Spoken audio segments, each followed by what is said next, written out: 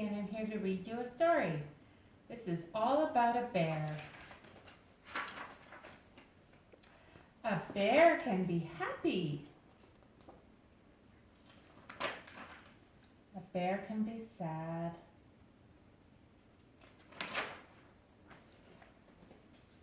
A bear can be bored.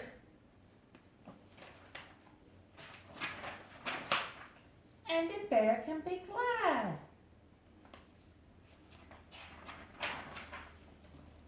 A bear can be puzzled by a curious find. And sometimes a bear has to scratch his behind. A bear can be hungry and sniff out a treat.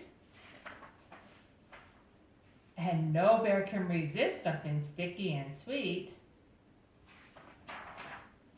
A bear can be silly and possibly slip. But luckily a bear can make a very good ship.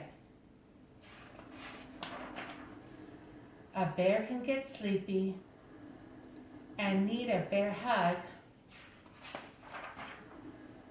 then cuddle up at night as snug as a bug.